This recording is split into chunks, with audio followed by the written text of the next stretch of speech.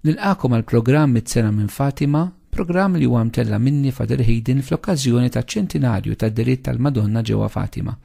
F'dawn il-programmi qegħdin nitkellmu dwar il-messaġġ tal-Madonna f'dawn id-diritt u kif nistgħu ngħixuhom fil-ħajja tagħna illum.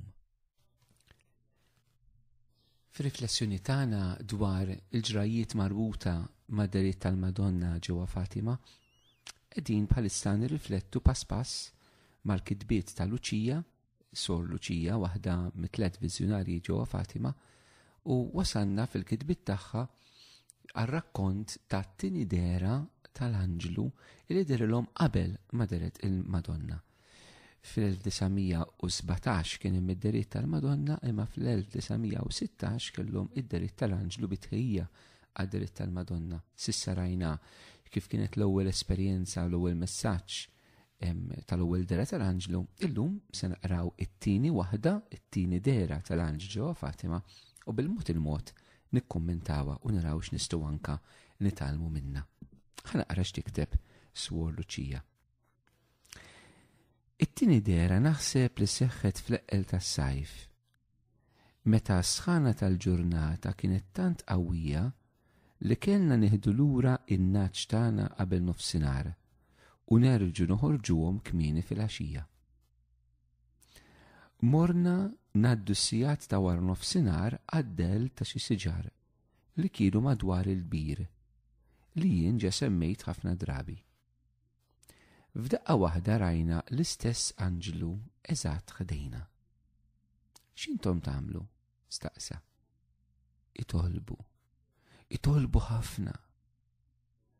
Il-qalb ta' Ġesu ta' Marija għandhom pjan ta' ħniena għalikom. Offru t-talb u s-sagrifiċċji kontinwament lill-aktar għoli. Kif se nagħmlu sagrifiċċji? Staqsejt jiena. Għamlu sagrifiċċji minn kull ma tistgħu u offru mill-Alla bħala tpattija dnubiet li bihom huwa offis u għall-konverżjoni tal-midinbin. Bekk iġġibu l-paċi f'artkom. Jien l-Anġlu kustodju tagħha, l-Anġlu tal-Portugal. Fuq kollox, aċċettaw u kunu sottomessi għad-batija lil mulejjibatilkom. Dawn il-kelmiet kienu miktubin f'moħħna. Kienu għall-ewwel li fehmna minnu Alla. Kemm iħobbna u kemm jixtieq ikun maħbub. Il-valur tas-sagrifiċċju kemm jogħġbu u kif permezz tiegħu hu jaqla l-grazzi tal-konverżjoni tal-midinbin. Kien għalhekk li minn dakinhar aħna bdejna noffru lil mulej dak kollu li kien jimmortifikana. Iżda mingħajr ma konna nfittxu forom oħra ta' mortifikazzjoni u penitenza. Barra milli konna noqogħdu għal sigħat sħaħ brasna baxxuta tmiss mal-art. Nirrepetu it-talba li l-Anġlu kien għallimna.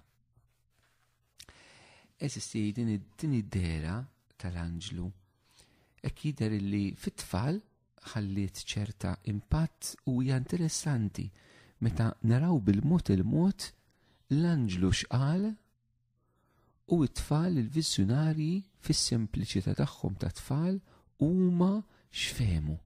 Għax hawn veritajiet profondi ħafna, veritajiet li mhumiex ġodda, imma proprju dan l-iskop ta' rivelazzjonijiet privati meta jkunu ġenwini, awtentiċi u li għandhom il-barka tal-Knisja fuqhom, illi jgħidulna dak li diġà il-Knisja tal-limna u l-kelma Alla tgħidilna, jgħidulna b'mod illi jidħol fil-qlub tal-persuni u jgħinuhom jgħixuh.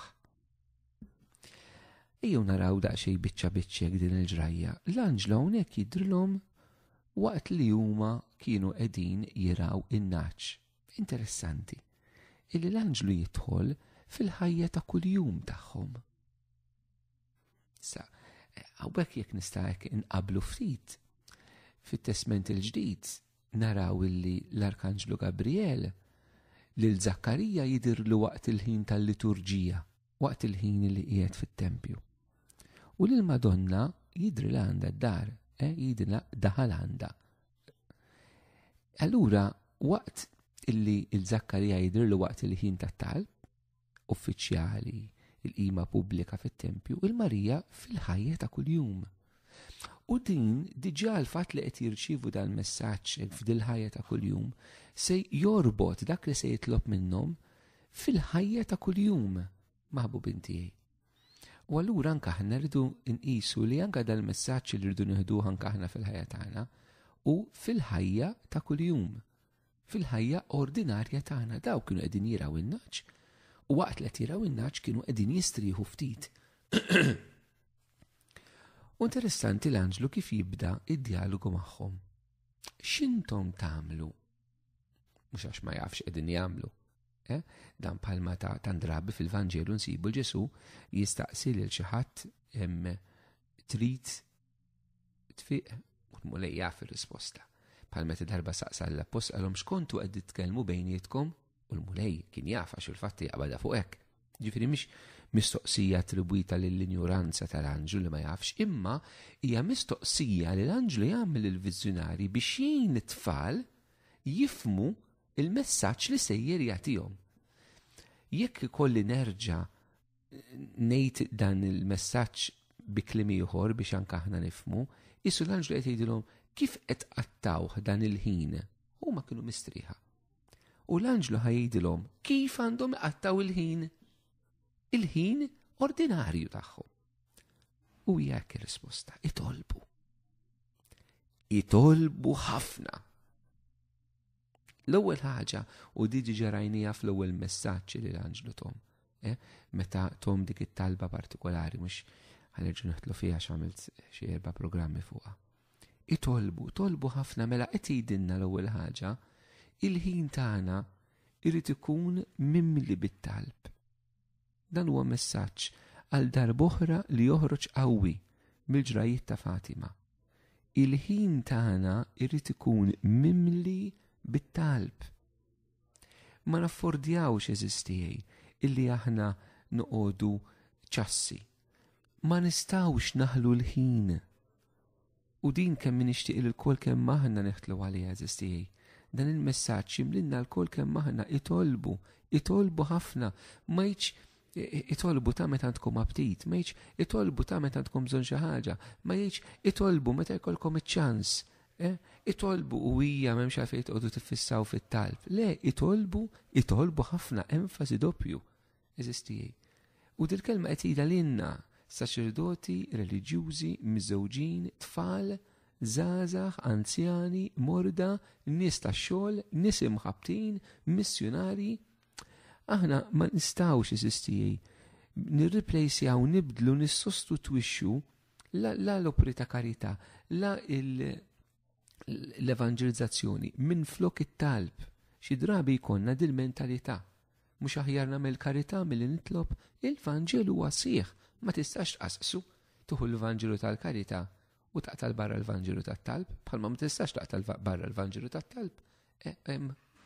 U użhom il-karità jew tagħmel it-talb mingħajr il-karità. Eżistijej. Ġifieri hawnhekk iridu noħduha ħafna, itolbu ħafna. Il-qalb ta' Ġesu ta' Marija għandhom pjan ta' ħnina għalikom. Eżistijej. Bellezza. Bellezza. Dak kollu li se joħroġ fil-ġrajiet ta' Fatima huwa rivelazzjoni tal-pjan tal-ħnina ta' Ġesu u ta' Marija lina. Mhuwiex pjan ta' ġustizzja, mhuwiex pjan ta' tkissir, mhuwiex pjan ta' twerwir, mhuwiex Fatima huwa pjan ta' ħnina jekk ikolli nikwota u nfissru fil-kliem tal-Anġlu stess lil Rajja. Huwa pjan ta' ħnina maħbubin tiegħi.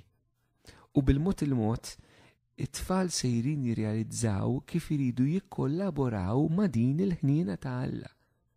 Interessanti illi Alla eżistijej kull ma jagħmel huwa ħnina. Bħalma San Pawl l-istess ħaġa anka fl-ittra tiegħu il-Efesin jurina dilli dan Alla għani fil-ħnina b'imħabba kbira li bija ħabna meta konna għadna mejta fid-nubietna u salvana. Bi grazzja intom salvi. Eżisti. Littra l-Efesin kapitlu 2, il-kwotazzjoni da sekk qawwija ta' Pawlu. Maħna rridu nieħtlu mela Fatima irrid daħħalna fil-pjan taħna Talla, qed nagħmel dawn l-enfasijiet kollha eżisti u din ħadd isimgħuni diversi drabi tal-programm.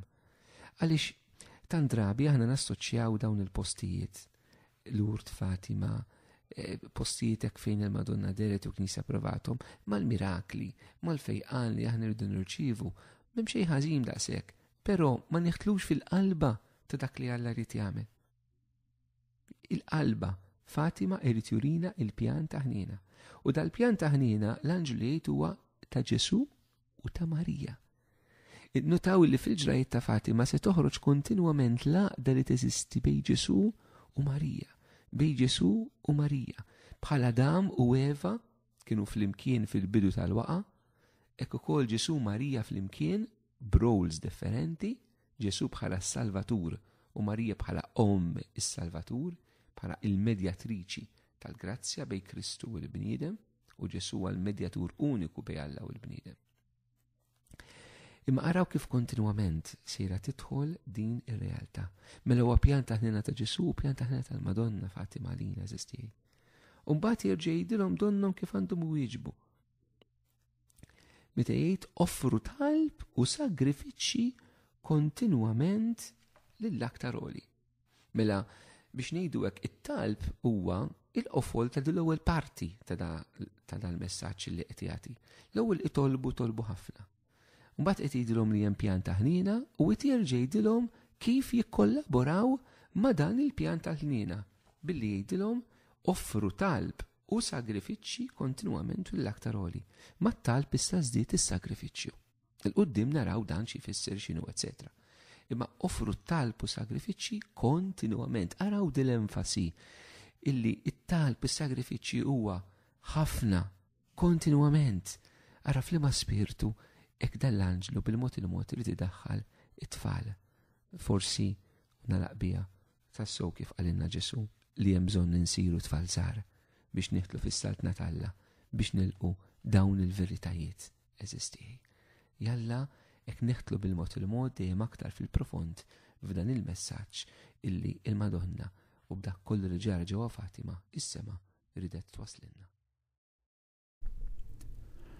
Waqt li nirringrazzjakom tal-li segwejtu dan il-programm mit-sena minn Fatima, ejjew nagħlqu flimkien dan il-mument li kellna b'talba li hija marbuta mad-deritt ta' Fatima, talba li tpoġġi lil Ġesu fiċ-ċentru ta' kollox.